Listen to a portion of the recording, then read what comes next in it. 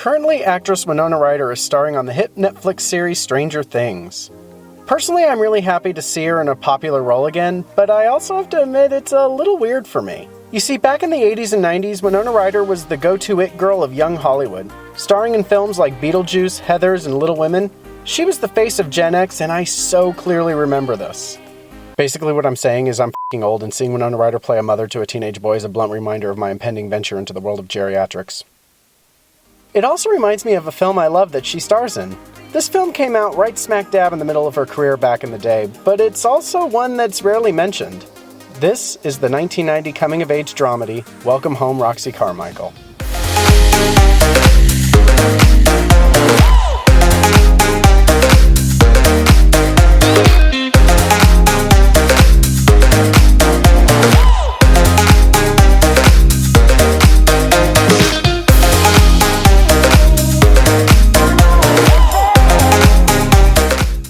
The film opens up in 1975 where we meet teenagers Denton Webb and Roxy Carmichael.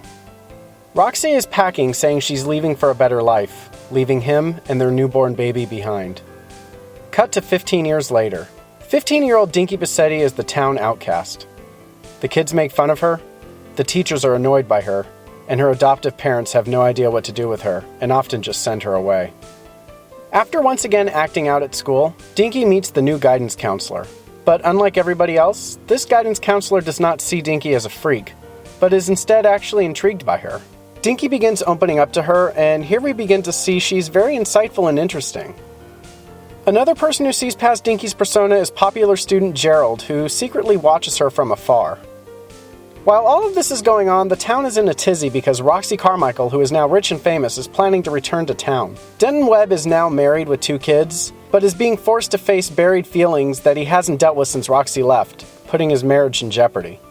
Dinky hears that Denton used to have a relationship with Roxy Carmichael and begins asking him questions about her. As the two begin talking, Denton admits that when he was with Roxy, they had a baby together and no one knew about it. But after Roxy left town, he left the baby at a hospital. Putting the pieces together, Dinky realizes that she must be the child that was given up and Roxy Carmichael is her mom. Now Dinky awaits Roxy's return so that she can be reunited with her mother, and finally, be somewhere where she belongs. The first thing one would probably notice about this film is the style. It takes place in present day, which was 1990, but it has almost a 1950s feel to it. It's a very interesting style choice, and it surprisingly works. The film was directed by Jim Abrams, who is better known for satirical comedies such as Hot Shots and Airplane. You know, in film studies we are often taught to praise directors who have a specific style, but I think credit is also due for directors that venture out of their comfort zone.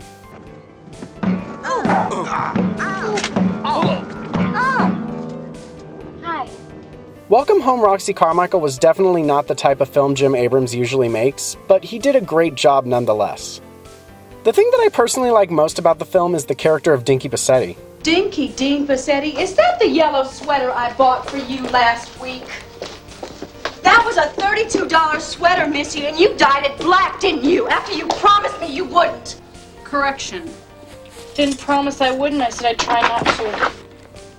Honestly, I can't watch this movie without thinking about the character Daria. Daria is probably the most recognizable social outcast around. But where Daria basks in being antisocial... Don't worry. I don't have low self-esteem. It's a mistake. I have low esteem for everyone else. Dinky does it because it's all she knows. Look at her. They're throwing food at her. What would be a normal reaction if she threw the food back at them? Yes, Dinky has her guard up and occasionally acts out, but the second somebody shows her an ounce of unconditional kindness, she opens up. I mentioned Daria because she is often viewed as a role model for outcasts, but as someone who has spent my life not fitting in anywhere, it's Dinky that I relate to. There's just something very unassuming about her. It's not like I have some romantic notion about how I'm suffering because my parents, people for that matter, don't understand me. I mean, so what? Who understands anybody, really? Who wants to? It's hard enough trying to understand yourself, you know. Dinky's just somebody who wants to be accepted for who she is, even if she's still trying to figure out who that is. She's actually a really strong character. I don't want to write anymore. That's a disaster. I've tried. Once.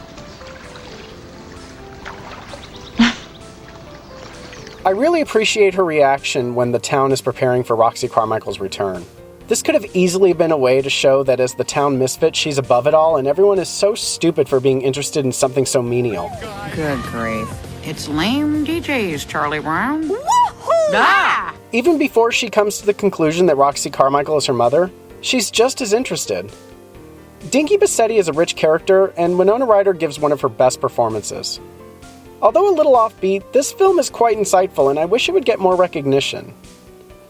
Welcome Home Roxy Carmichael will make you laugh out loud and maybe even make you tear up a little. I always enjoy hearing from everybody and talking about these films, so please leave a comment below, and if you'd like to see more, be sure to subscribe. I'm going to try to make 2 videos a month. Please don't hold me to that. So be sure to subscribe and stick around to see more content. I've also recently joined Instagram, which I will leave a link to in the description, so you can also contact me there. So I look forward to hearing from all of you, and as always, until next time.